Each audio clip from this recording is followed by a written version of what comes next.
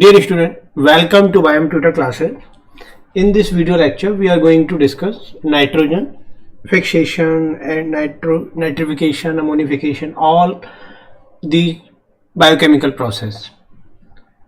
So किसी भी nitrogen metabolism को समझने से पहले हम थोड़ा सा नाइट्रोजन साइकिल को एक बार देख लेते हैं कि नाइट्रोजन साइकिल क्या है, इसमें किस तरीके से ये सारी चीज़ें जो हैं रिएक्शंस हो रही हैं। तो देखिए, नाइट्रोजन साइकिल कहते हैं कि नाइट्रोजन जो है प्लांट को बहुत सारे बायोमोलिक्यूल्स ऐसे होते हैं जैसे न्यूक्लिक एसिड, प्रोटीन्स, राइट। तो ये बहुत इम्पोर्टेंट जो बायोमोलिक्यूल्स हैं, इनमें स्ट्रक्चरल कंपोनेंट के रूप में एक नाइट्रोजन एटम भी वहाँ पे रोल प्ले करता है। अब जो नाइट्रोजन है वो एटमॉस्फेयर में फ्री स्टेज में है, राइट। मोर देन 75% जो नाइट्रोजन है वो एटमॉस्फेयर में फ्री स्टेज में पाई जाती है। लेकिन समस्या ये है कि जो एटमॉस्फेयर में फ्री स्टेज में नाइट्रोजन पाई जा रही है उसको हमारे जो प्लांट हैं वो डायरेक्टली यूज नहीं कर सकते।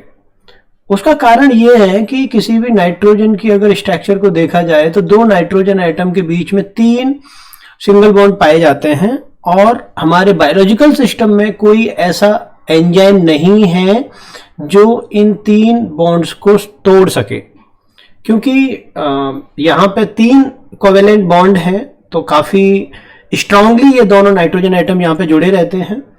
इसीलिए नाइट्रोजन को N2 के फॉर्म में प्लांट यूज नहीं कर पाते। तो दूसरे जो फॉर्म्स हैं जैसे अमोनियम हुआ, नाइट्राइट हुआ, राइट, या नाइट्रेट हुआ, इस फॉर्म में वो नाइट्रोजन का यूज करते हैं। तो डिफरेंट फॉर्म जो होती हैं नाइट्रोजन की वो एक दूसरे में इंटर कन्वर्ट होती रहती हैं। जैसे नाइट्रोजन जो है वो अमोनियम में कन्वर्ट होगा, अगर अमोनियम आयन में कन्वर्ट हो रहा है तो उसको नाइट्रोजन फिक्सेशन कहते हैं। फिर ऑर्गेनिक नाइट्रोजन भी अमोनियम में कन्वर्ट होती है, उसको अमोनिफिकेशन कहते हैं। फिर अमोनिया नाइट्राइट में अमोनिया ऑक्सीडेशन, नाइट्राइट नाइट्रेट में उसको नाइट्राइट ऑक्सीडेशन। फिर नाइट्राइट जो है वो कभी कभी नाइट्रोजन में डायरेक्ट कन्वर्ट हो जाती है, उसको एनामॉक्स, आगे पढ़ेंगे हम इनकी सारी मैकेनिज्म। लेकिन कभी कभी वो इंटरमीडिएट स्टेप्स के थ्रू जो है वो कन्वर्ट होती है।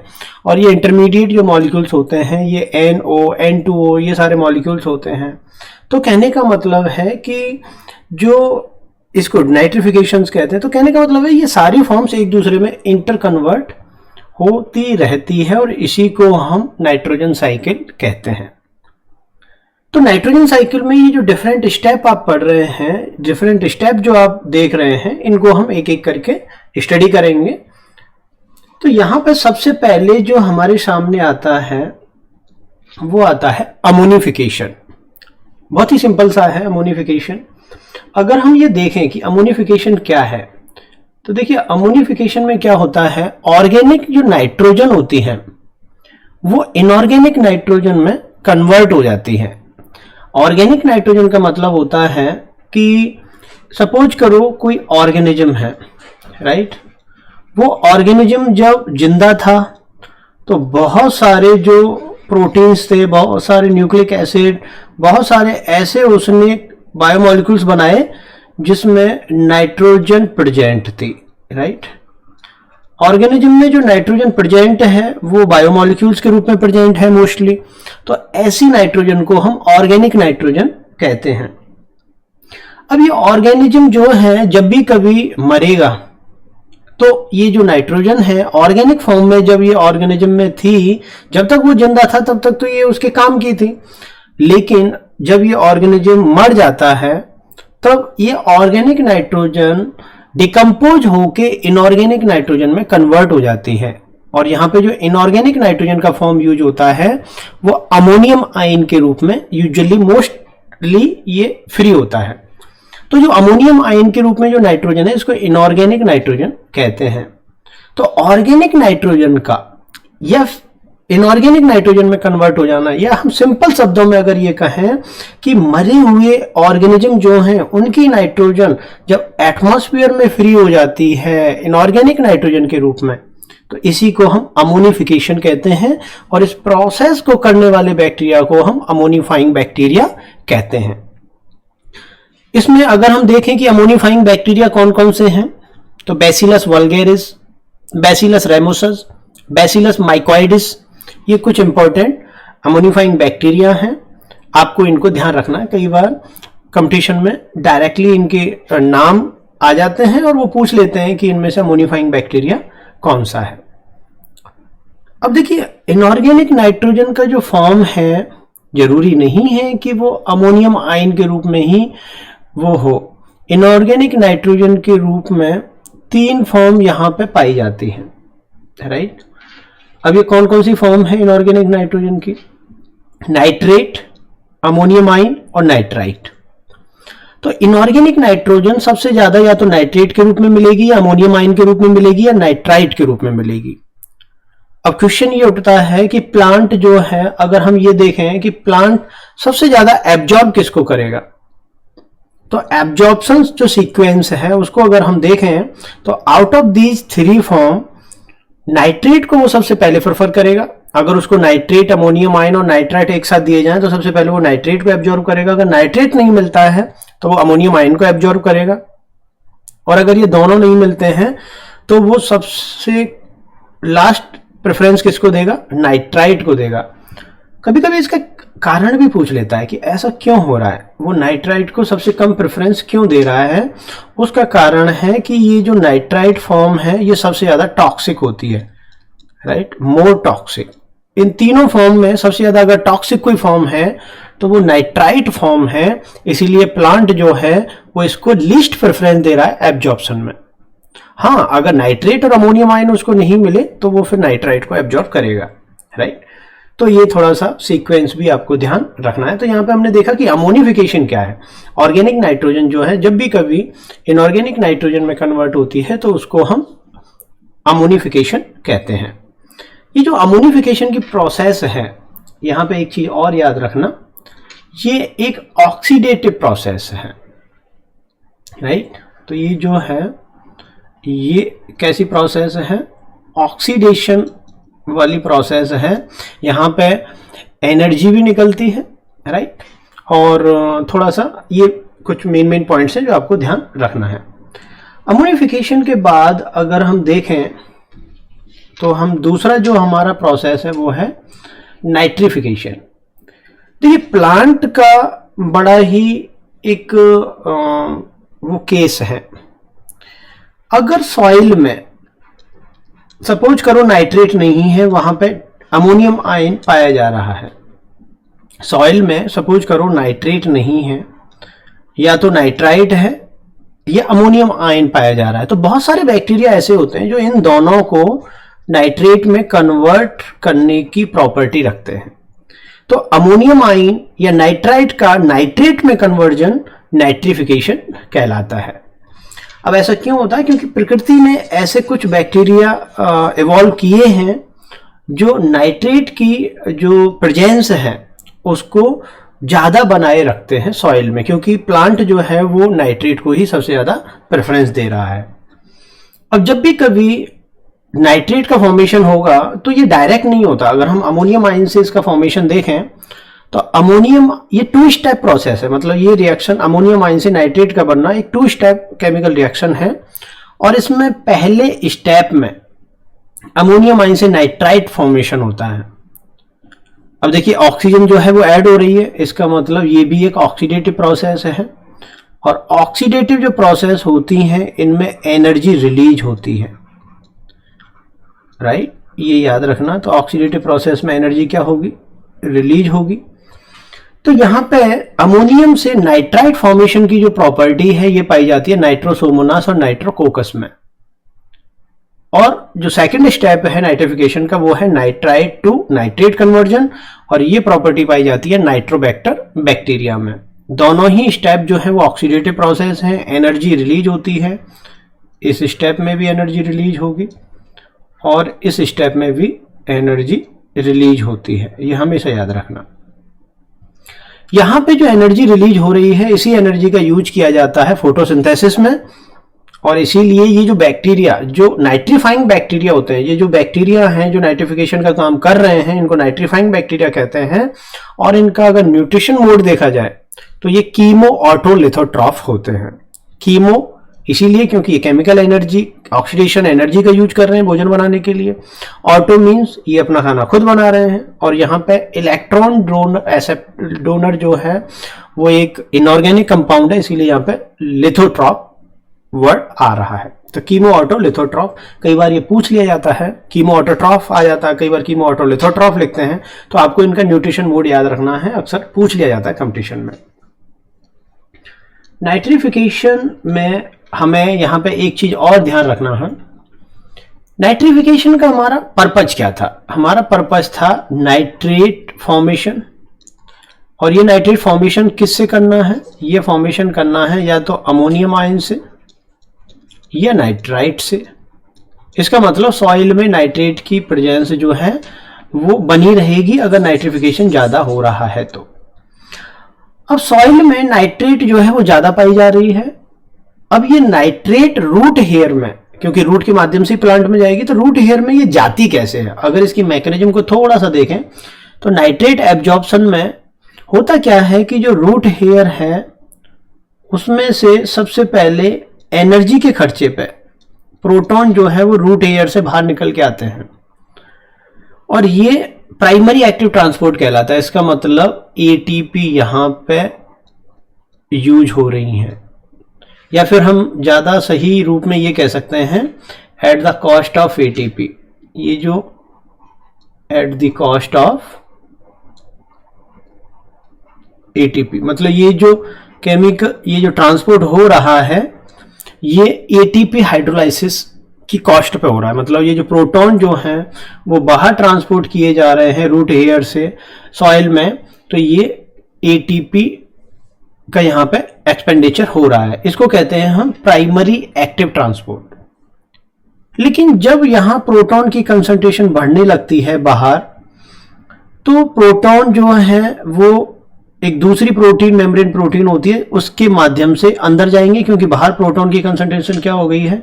ज्यादा। After due to primary active transport यहाँ पे प्रोटॉन की कंसंट्रेशन बाहर ज्यादा हो गई, तो अब ये प्रोटॉन ग्रेडियंट डेवलप हो गया। तो इस दूसरी मेम्ब्रेन प्रोटीन के माध्यम से ये अंदर जाएंगे और ये जब अंदर जाते हैं तो इनके साथ नाइट्रेट आयन भी चले जाते हैं। इसका मतलब प्रोटॉन और नाइट्रेट दोनों सिंपोर्ट जो ट्रांसपोर्ट होता है उसको फॉलो करते हैं। सिंपोर्ट कहते हैं जब दो मॉलिक्यूल एक ही डायरेक्शन में सेम प्रोटीन के द्वारा ट्रांसपोर्ट किए जाएं।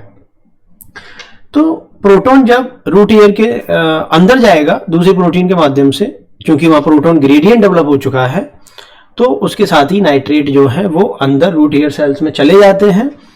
तो यहां पे प्रोटॉन ग्रेडियंट क्यों डेवलप हुआ? ये इस प्राइमरी एक्टिव ट्रांसपोर्ट के कारण हुआ, क्योंकि अगर ये प्राइमरी एक्टिव ट्रांसपोर्ट नहीं होता तो यहां प्रोटॉन का ग्रेडियंट नहीं पैदा होता। तो इस टाइप के एक्टिव ट्रांसपोर्ट को हम सेकेंडरी एक्टिव ट्रांसपोर्ट कहते हैं, जिसमें जो फोर्स है, जो ड्राइविंग फोर्स है, जो प्रोटॉन ग्रेडियंट होता है, जो ग्रेडियंट होता है, प्रोटॉन ग्रेडियंट होता है, और वो proton gradient primary active transport के कारण पैदा हुआ है। तो इसका मतलब नाइट्रेट का जो रूट हेयर सेल्स के अंदर ट्रांसपोर्ट है, it is an example of secondary active transport. तो ये थोड़ा सा कंसेप्ट है यहाँ पे, इसको आपको ध्यान रखना है। कभी कभी क्या होता है सॉइल में जो नाइट्रेट है या जो अमोनियम आयन है वो प्लांट की पहुंच से या जो हमारा लिविंग सिस्टम है उसकी पहुंच से दूर हो जाते हैं।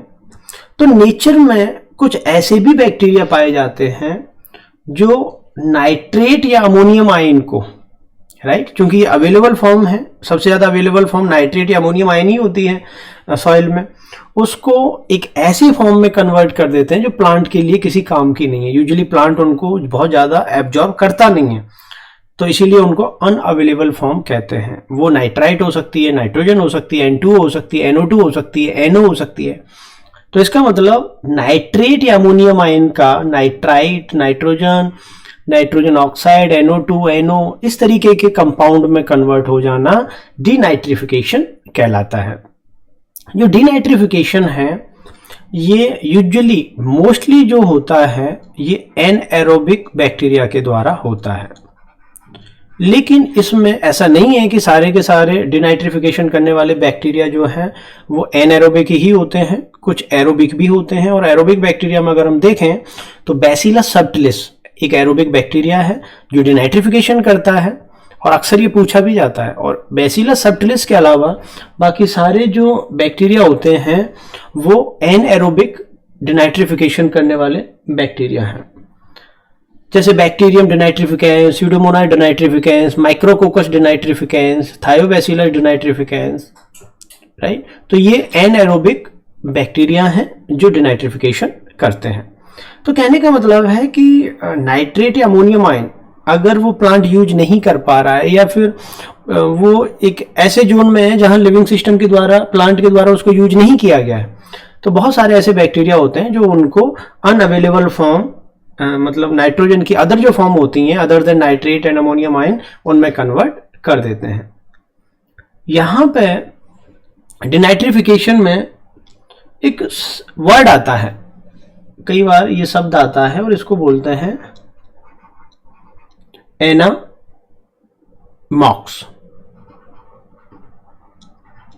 राइट। तो देखिए एनामॉक्स का मतलब होता है कि कई बैक्टीरिया ऐसे होते हैं, यूजुअली तो क्या होता है कि नाइट्रेट को अगर इन फॉर्म में कन्वर्ट करना है, जैसे नाइट्रेट को अगर नाइट्रोजन में कन्वर्ट करना है तो बीच में बहुत सारे इंटरमीडिएट बनते हैं, लेकिन कुछ ऐसे रिसेंटली बैक्टीरिया डिस्कवर हुए हैं जो नाइट्रेट को बिना किसी इंटरमीडिएट के सीधे नाइट्रोजन में कन्वर्ट कर देते हैं। तो अगर कोई बैक्टीरिया नाइट्रेट को नाइट्रोजन में कन्वर्ट कर रहा है और वो डिफरेंट डिफरेंट इंटरमीडिएट के थ्रू कर रहा है तो वो फिर नॉर्मल डिनाइट्रिफिकेशन है। लेकिन अगर बैक्टीरिया नाइट्रेट को नाइट्रोजन में बिना किसी इंटरमीडिएट के सीधे कन्वर्ट कर रहा है तो उसको कहते हैं एनामॉक्स।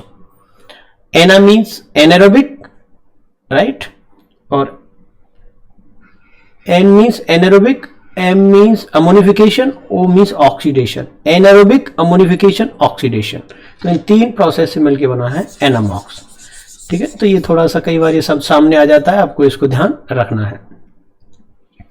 डिनाइट्रिफिकेशन के बाद आता है नाइट्रोजन एसिमिलेशन।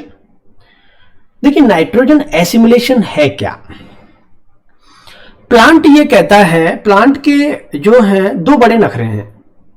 पहला तो ये कि वो एब्जॉर्प्शन के लिए बोलता है कि मुझे एब्जॉर्ब करना है नाइट्रेट के रूप में, लेकिन प्लांट जब नाइट्रेट के रूप में एब्जॉर्ब करके नाइट्रेट को अंदर ले जाता है तो सेल के अंदर वो नाइट्रेट को बोलता है कि अब इस नाइट्रेट को कन्वर्ट करो अमोनियम आयन में।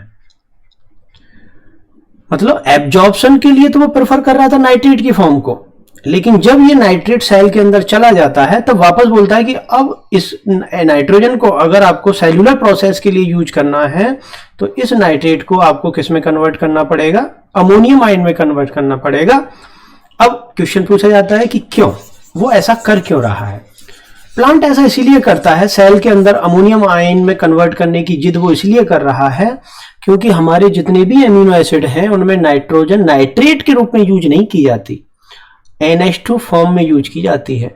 इसका मतलब हम नाइट्रोजन ले क्यों रहे हैं? एमिनो एसिड बनाने के लिए, और एमिनो एसिड में जो नाइट्रोजन है वो नाइट्रेट के रूप में यूज नहीं हो रही, वो NH2 के रूप में यूज हो रही है। इसीलिए जैसे ही नाइट्रेट सेल के अंदर चला जाता है तो हमारी अब ये जरूरत हो जाती है प्लांट सिस्टम की कि अब वो इस एब्जॉर्ब्ड नाइट्रेट को वापस किस में कन्वर्ट करे?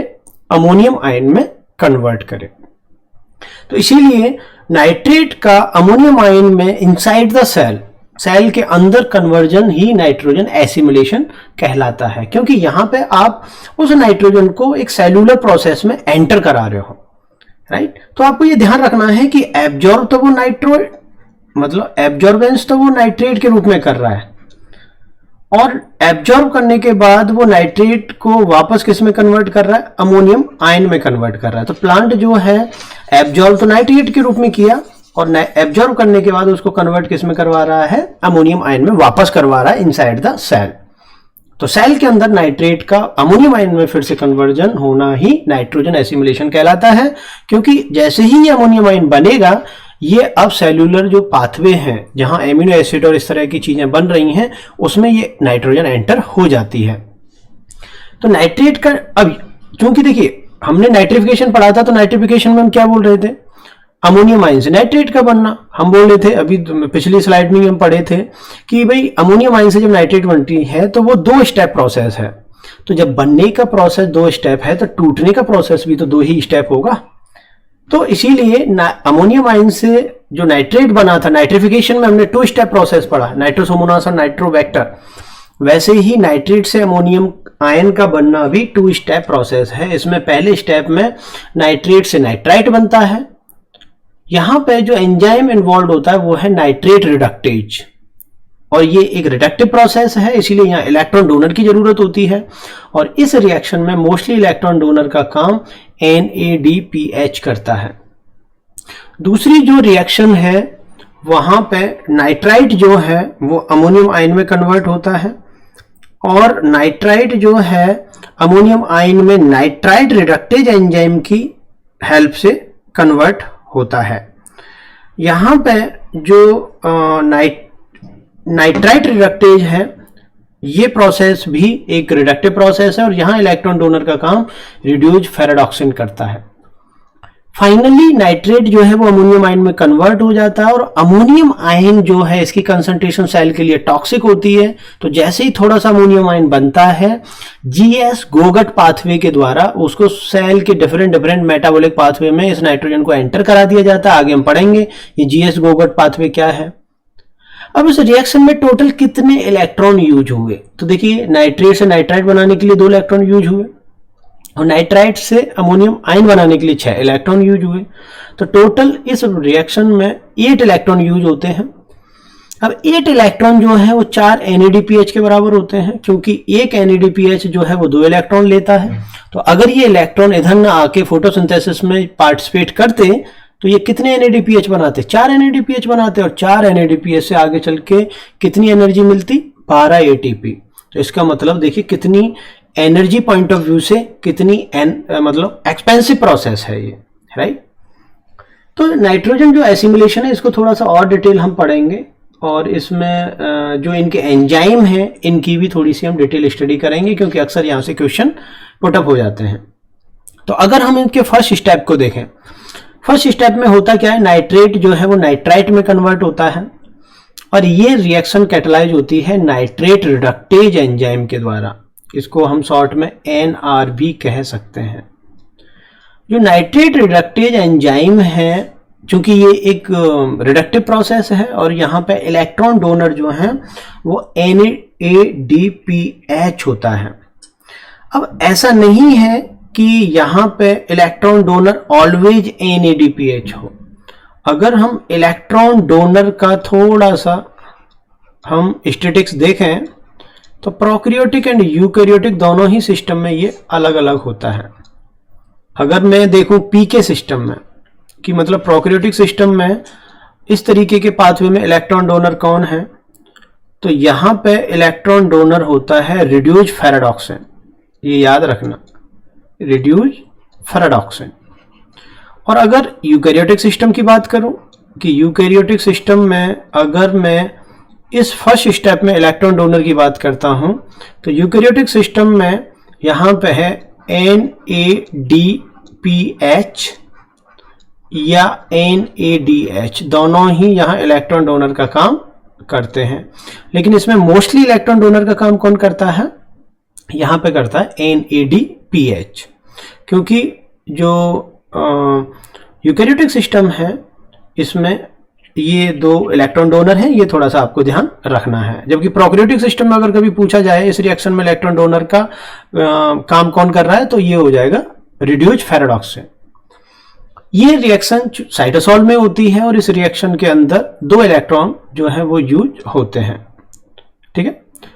अब इसमें थोड़ा सा अगर इसको और डिटेल देखा जाए तो होता क्या है, यहां पे जो एंजाइम है नाइट्रेट रिडक्टेज, ये नाइट्रेट रिडक्टेज एंजाइम एक होमोडाइमर होता है। मतलब इसमें एक जैसी 2 सब यूनिट होती हैं, होमोडाइमर है। तो ये जो दो सब यूनिट हैं, जैसे मान लो ये जो नीचे मैंने डायग्राम डिस्कस किया है, ये नाइट्रेट रिडक्टेज का एक डायग्राम है।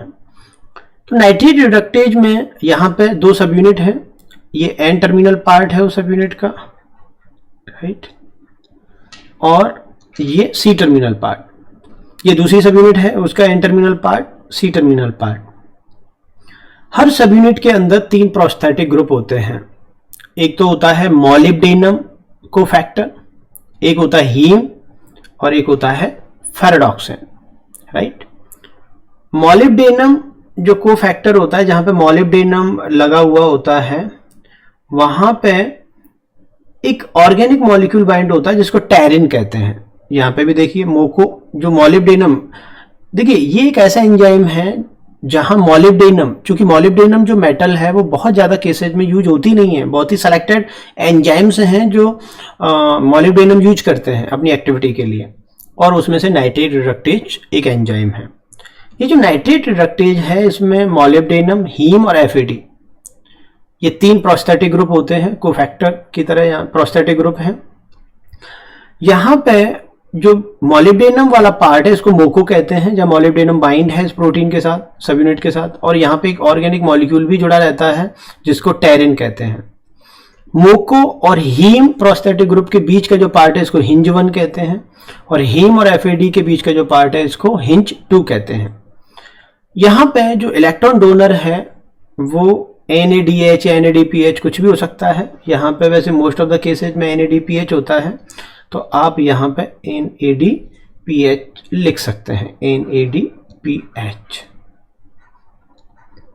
अब NADPH जो है वो 2 इलेक्ट्रॉन देगा, ये 2 इलेक्ट्रॉन एफएडी के पास आएंगे, एफएडी से ये इलेक्ट्रॉन हीम के पास जाएंगे, हीम से मोको के पास, और फाइनली ये जो है नाइट्रेट जो है उसको मिलते हैं, नाइट्रेट को नाइट्राइट में कन्वर्ट कर देते हैं। तो कहने का मतलब है कि इस तरीके से जो नाइट्रेट रिडक्टेज है वो अपना काम करता है। यहाँ पे जो नाइट्रेट रिडक्टेज एंजाइम है, इस नाइट्रेट रिडक्टेज एंजाइम में चूंकि ये दोनों सब यूनिट जो होती हैं वो आइडेंटिकल होती हैं, एक जैसे प्रोस्थेटिक ग्रुप हैं, मोको, हीम, एफएडी, ये जो इनकी एक्टिविटी के लिए जो मेटल्स और जो ग्रुप रिक्वायर्ड है, कई बार यहाँ से क्वेश्चन पूछ लिया जाता है और आपको ये ध्यान रखना है। मॉलिब्डेनम इनकी एक्टिविटी के लिए बहुत जरूरी है, इसको मोको कहते हैं, हीम और एफएडी, ठीक है। यहाँ पे जो हीम यूज हो रही है, राइट, ये भी ध्यान रखना है, ये कौन से वाली टाइप की हीम है, इसको बोलते हैं साइटो B557, ये इस हीम का टाइप है। कई बार ये पूछ लिया जाता है कि जो नाइट्रेट रिडक्टेज में जो हीम ग्रुप है वो किस टाइप का हीम है, तो साइटो B557।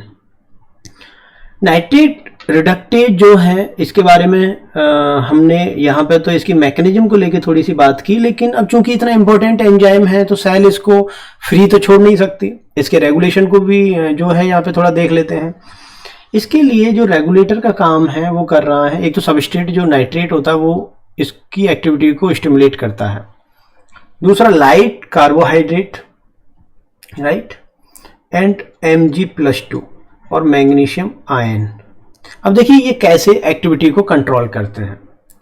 यहां पे जब लाइट या कार्बोहाइड्रेट होती है, बहुत ज्यादा होती है या लाइट अवेलेबल है, तो ये एक एंजाइम होता है जिसको कहते हैं प्रोटीन फॉस्फेटेज। ये प्रोटीन फॉस्फेटेज की एक्टिविटी को ये बढ़ा देते हैं। प्रोटीन फॉस्फेटेज जो होता है वो क्या करता है, जो हिंज 1 रीजन है, राइट, जो मोको एंड हीम के बीच ग्रुप के बीच में जो रीजन है उसको हिंज 1 कहते हैं, और वहां पे एक एमिनो एसिड पाया जाता है जिसको सेरीन कहते हैं। तो ये क्या करता है, सेरीन पे फॉस्फेट ग्रुप लगा रहता है और उस फॉस्फेट ग्रुप को ये प्रोटीन फॉस्फेटेज हटा देता है।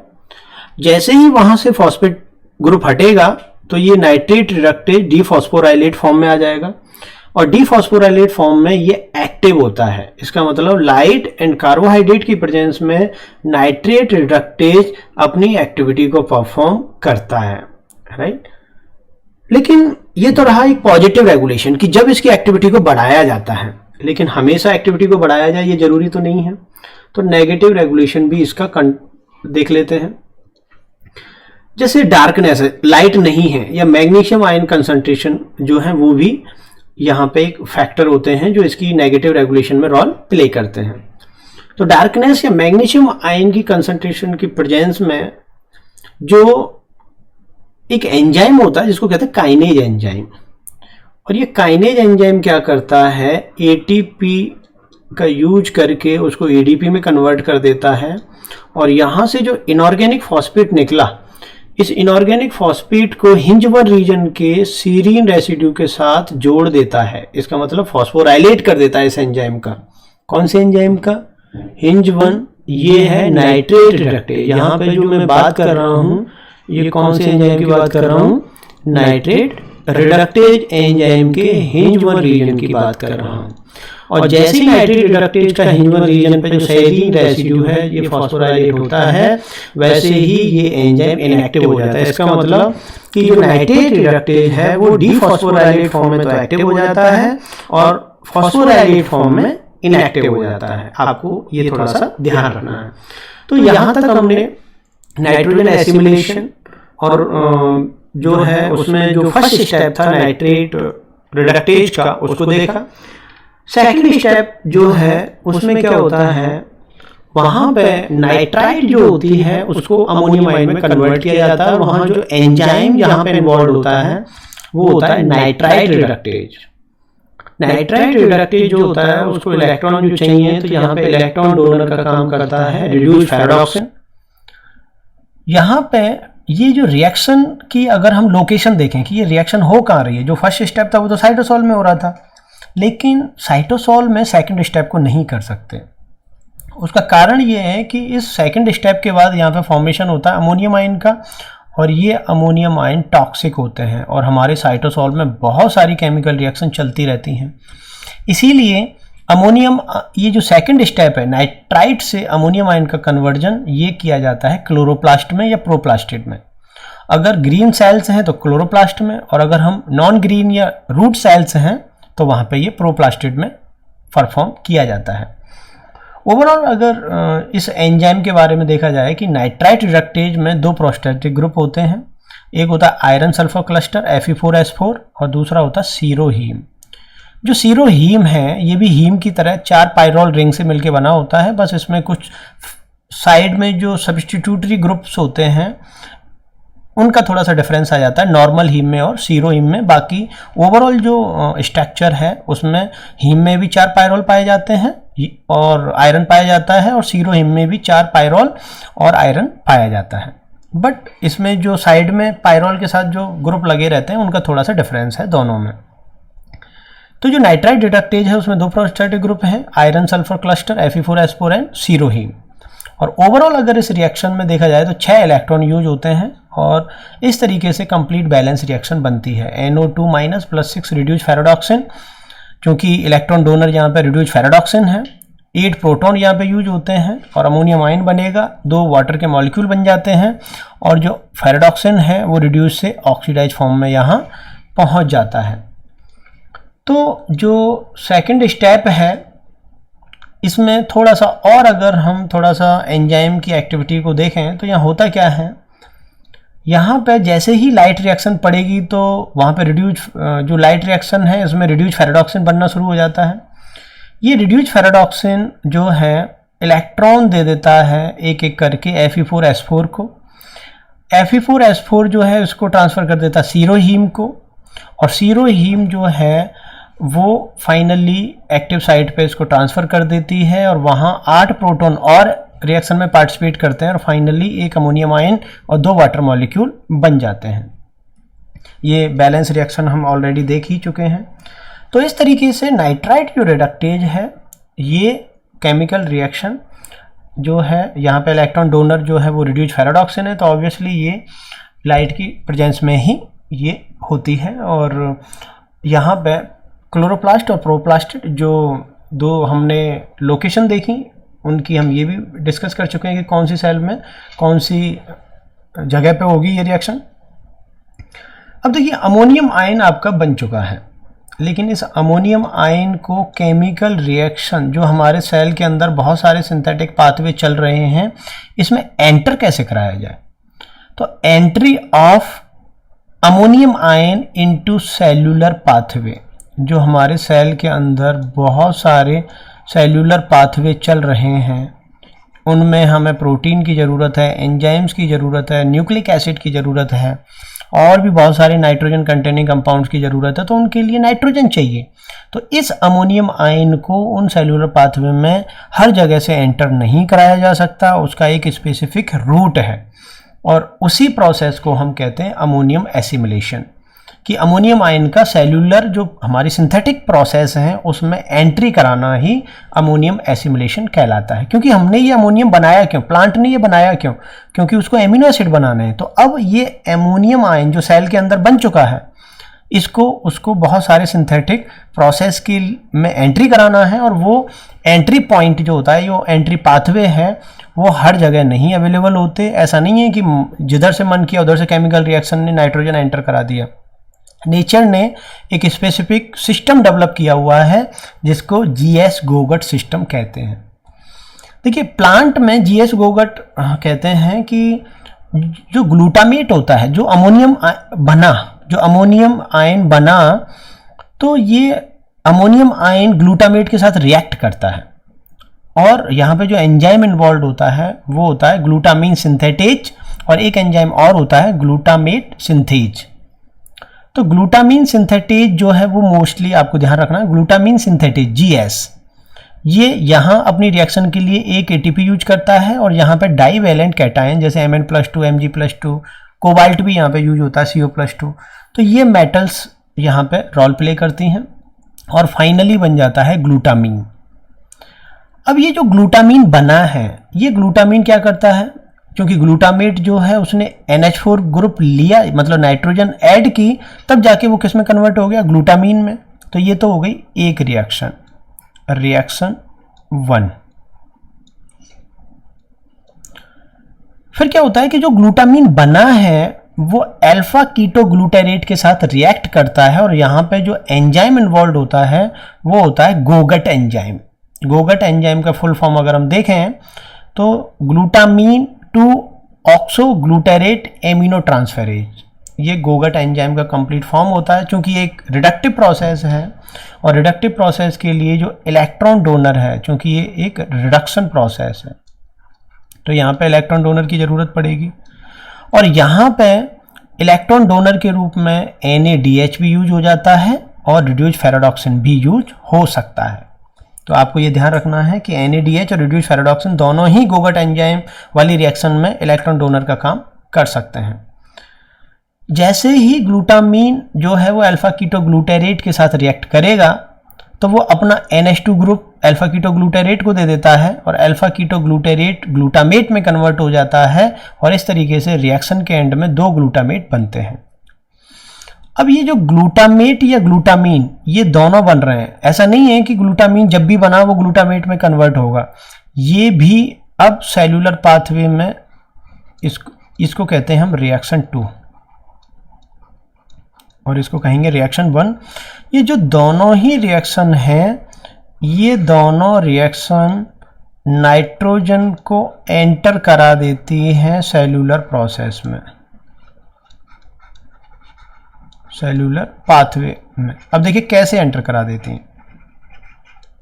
मान लो कोई एमिनो एसिड बन रहा है, और एमिनो एसिड के बनने के लिए वहां पर नाइट्रोजन की जरूरत है, तो अब नाइट्रोजन किससे लिया जाए, तो या तो वो रिएक्शन में नाइट्रोजन जो है ग्लूटामीन से ले लिया जाता है, या फिर वो वहां पे ग्लूटामेट से ले लिया जाता है। अगर ग्लूटामीन से लिया जा रहा है तो वापस जैसे ही उससे NH2 निकल जाएगा तो वापस ग्लूटामेट में कन्वर्ट हो जाएगा, और अगर ग्लूटामेट से लिया जा रहा है तो ग्लूटामेट NH2 ग्रुप देने के बाद अल्फा कीटो ग्लूटारेट में कन्वर्ट हो जाता है। तो कहने का मतलब है कि ये दोनों ही रिएक्शन जो है ट्रांस एमिनेशन, अब किस रिएक्शन के थ्रू ये अपना एमिनो ग्रुप देंगी उसको कहते हैं ट्रांस एमिनेशन। NH2 ग्रुप का एक्सचेंज जो होता है, जहाँ पे उन रिएक्शन को हम ट्रांस एमिनेशन रिएक्शन कहते हैं। आपको ये ध्यान रखना है। तो जीएस गोगट सिस्टम क्या है समझ में आ गया ना, कि ये 2 रिएक्शन हैं, इन रिएक्शन के माध्यम से अमोनियम एसिमिलेशन किया जाता है। अमोनियम एसिमिलेशन मतलब कि NH2 ग्रुप अमोनियम आयन जो बना है उसको सेल्यूलर बायोसिंथेटिक पाथवे में एंटर कराया जाता है। कभी कभी क्या होता है कि अमोनियम आयन की कंसंट्रेशन ज़्यादा हो गई। अब ये जो GS गोगट पाथवे है इसका अपना एक स्पीड है, वो उसी स्पीड से काम करेगा। तो अगर कभी GS गोगट सिस्टम जो है वो बहुत ज़्यादा इस तरह की सिचुएशन फेस कर रहा है कि अमोनियम आयन की कंसंट्रेशन ज़्यादा हो चुकी है, तो उस केस में क्या होता है, माइटोकॉन्ड्रिया जो होते हैं, ये जो रिएक्शन हो रही है ये माइटोकॉन्ड्रिया में होती है, इन माइटोकॉन्ड्रिया, ये याद रखना, इन माइटोकॉन्ड्रिया। तो माइटोकॉन्ड्रिया में एक एंजाइम पाया जाता है और उस एंजाइम को कहते हैं ग्लूटामेट डिहाइड्रोजनेज, GDH। ये एंजाइम क्या करता है, ये अल्फा कीटोग्लूटारेट जो होता है उसके साथ अमोनियम आयन की रिएक्शन करा देता है और वहाँ पे ग्लूटामेट का फॉर्मेशन हो जाता है।